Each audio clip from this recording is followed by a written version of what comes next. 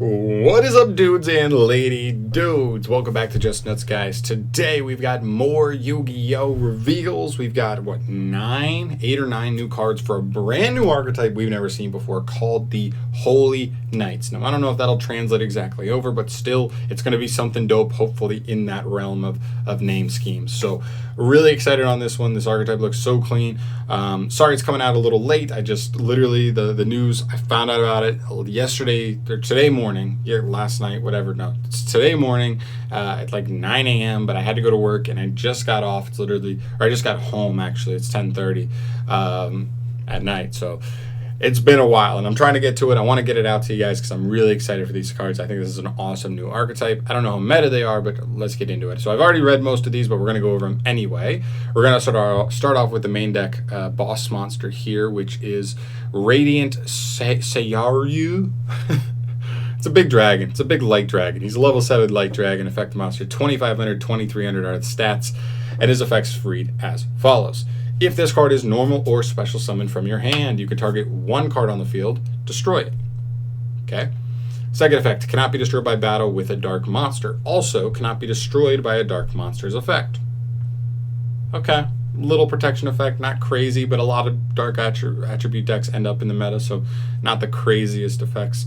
That'll never come up. They probably will at some point. And the third effect, once per turn at the start of the damage step, when this card attacks an opponent's monster, you can banish that opponent's monster until the end phase. Also, this card can make one more attack in a row. So, allows you to put extra damage in the battle phase. Not too shabby, to be honest. But it's an interesting effect. It's not insane, but it is a decent little effect. If it banished permanently, this card would actually be crazy. I actually just, funny enough, made a video talking about main deck boss monsters and what I think they need to be in 2020 to actually be like legitimately playable and good in decks.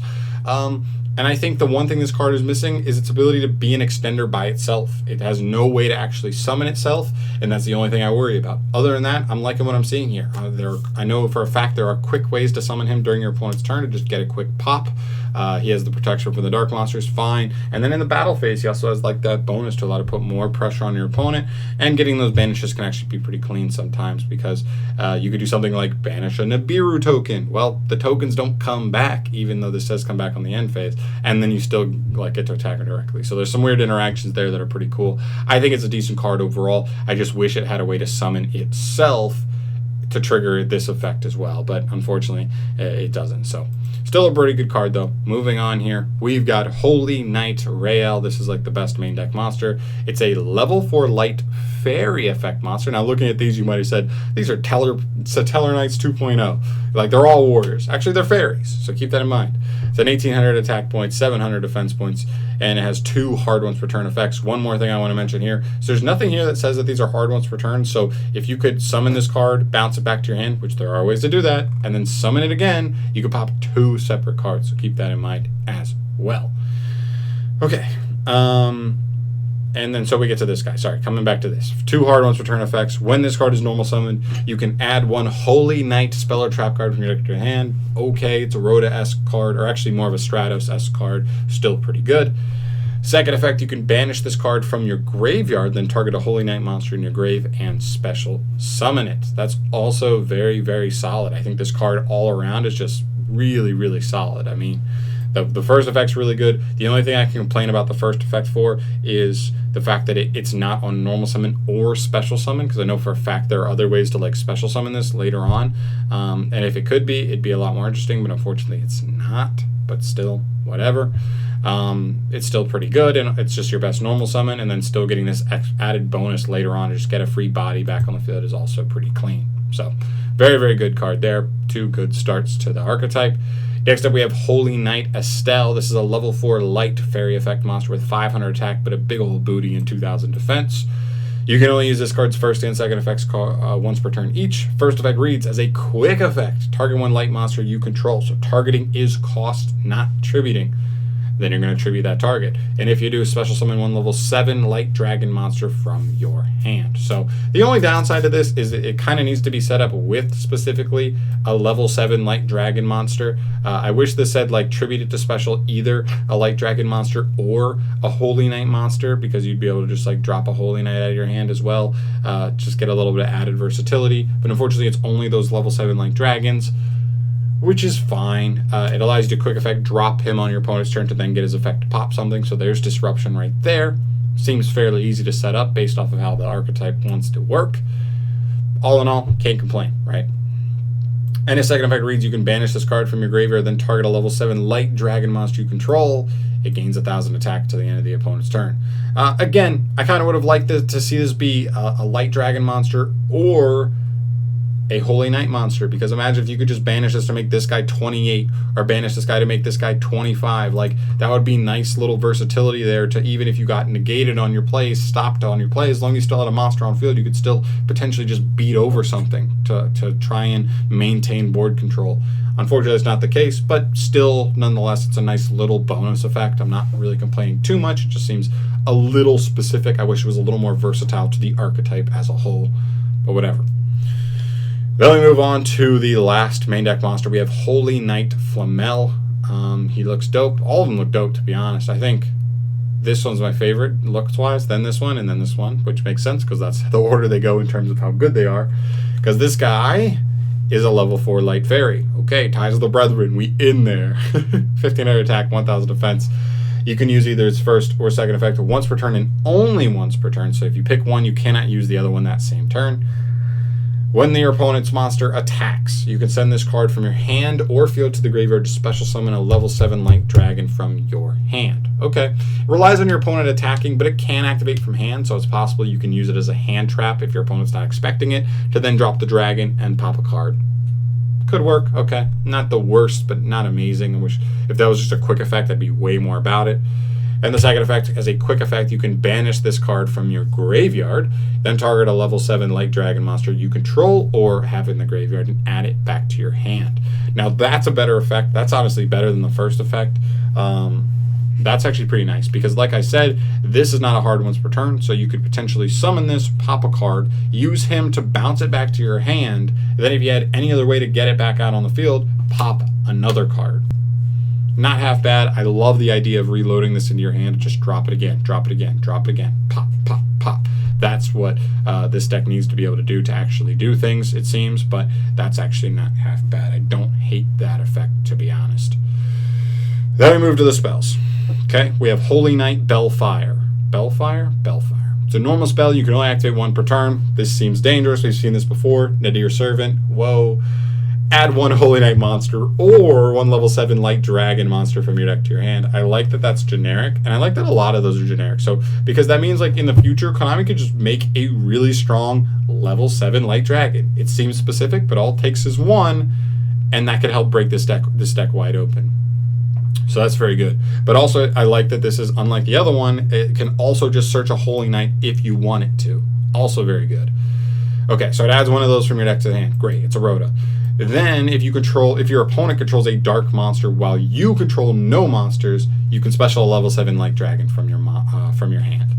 Okay, so kind of gives you a little bit of potential going second. Like your opponent goes second, they set up a dark board. This card just searches you a level 7 light dragon. Then you drop the dragon immediately to then pop a card.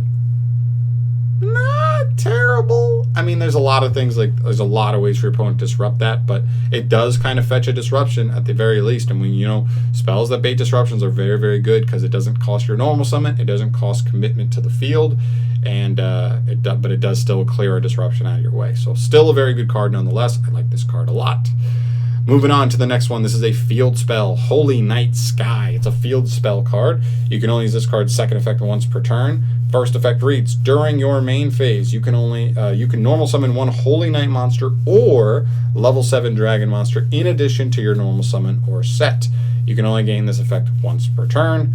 And the second effect, if a face-up level 7 dragon monster you control is returned to the hand during your turn, you can draw one card. So if you just use your effect to bounce him back to reload him anyway, also draw a card. That's not half bad. I think this field spell is okay. One thing I would have liked to see out of this to be a little bit different is one, like I said before, make this guy get you an effect of search when he's normal or special summoned, and then make this effect like once per turn with the field spell, once per turn special summon one from your hand, because with that, one, you'd be able to special summon that guy to get a search, but also the main reason is because you'd be able to special summon this guy to get his pop effect. The bad part about this card right now is the fact that it's a normal summon, which means you still need to tribute 2 cards to get that level 7 dragon out of your hand.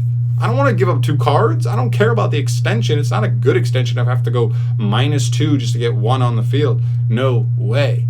So if this had said special summon and the other guy searched on special summon, I'd be all about this card. I think it'd actually be a very good extender in the deck, but unfortunately it's not. And so I really am not the biggest fan of this card in the archetype unless they get multiple other good normal summons that all like trigger on normal. And this card's just so good because it's just like, this is a searchable double summon, searchable extender, searchable double summon. Like you just get so much extra resources. But until we get more cards that are just like good normal summons like Rail, unfortunately, I think this card is kind of lacking for me. All right, next spell, Holy Knight Nativity. This is a continuous spell card. You can only use this card's first or second effect once per turn, and only that turn, so keep that in mind. You get 1 effect, not both per turn. First effect, during your main phase, you can reveal 1 light fairy from your hand, and if you do, add a level 7 light dragon from your deck to your hand, then place the revealed card on the bottom of the deck.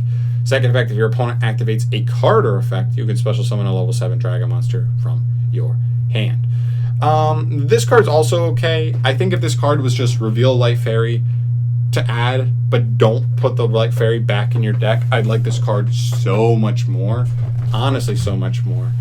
Because it'd still just be a raw +1, and that's kind of what the deck seems to be lacking, is the deck does a plus a ton, except off of your normal summon, and it's just a +1 at that point. But I don't know. I think this card's fine. I do like this second effect because it's continuous. So anytime your opponent wants to activate a card or effect, you do get the potential to punish them by just dropping your big boy out of the hand, getting a pop, whoop-de-doo, you're in there.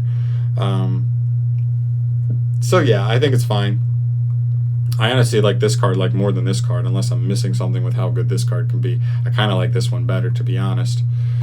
Okay, moving us on to the traps. We have 2 traps. The first one is Holy Knight Advent. It's a continuous trap that you can only activate once per turn. Its effects read, during the main phase, you can activate 1 of these effects, but not both. Either target 1 level 7 light dragon monster you control and bounce it back to your hand, or special summon 1 level 7 light dragon monster from your hand. So a good couple things here. You can either just drop the dragon out of your hand on your opponent's turn, which gives you that extra little accessibility to that level of disruption, or it also just loads it back. And I love that it's continuous. Just once per turn, do one or the other, right? Add him back, summon him out, add him back, summon him out, add him back, summon him out. That's how this deck seems to really want to work. It's kind of like as a control deck that just continues to drop your boss monster on the field, pop a card, pop a card, pop a card, pop a card. This card I actually really, really like for this archetype, and it's searchable off of our normal summon. Great. And the last card we have here is Holy Knight Blast. It's another normal trap card. Actually, not another. It's the first one. The other one's continuous. Sorry. You can only activate 1 card of this card's name per turn. Makes sense. It's 2020. When an opponent's card or effect is activated, you can return 1 level 7 light dragon monster you control to the hand, negate the effect, and if you do, destroy it. I mean, that's not bad. I mean, to be honest, this is just an Omni Negate for any card or effect. That's the good thing about this card. Couple things. It's not a counter trap, so it is much easier to negate for a lot of other things, because a lot of stuff just can't even respond to counter traps. That's definitely a downside. The other downside is what I would have loved to see this say, like return a level 7 light dragon or a Holy Knight card. That would make it feel more like the Teller Nova Alpha card counter trap to me. Because it bounces like the Teller Knights, bounces your engine cards, not the end card. Because if you can't even get to the level 7 dragon, like, and get him on the field, like, this card's just dead. So maybe we'll see. I mean, here's the one thing I really like about the archetype. There's no restrictions anywhere, literally none. So there's probably a lot of things you can probably work in with this deck. And so because of that, it's hard for me to foresee exactly what this deck kind of wants to combine with and stuff, because there's no restrictions whatsoever. And so maybe there are other ways to just put the level 7 guy on the field that I don't know about necessarily. but like this card could help it. Oh, one thing I didn't even mention about the level 7 guy is I would have really liked it if he just worked on normal or special summon, not just from the hand, because then you could play something like potentially, in if you were a little more dragon centric in the build, Heavenly Spheres, and you could Heavenly Spheres this guy out on your opponent's turn. He's part of your deck anyway, and you could get a pop off of that. You get the non-targeting bounce and a pop. That would be really clean. And then you'd have like the level 7 requirement to then like activate like this Omni Negate. Like that would be a really clean combo, right?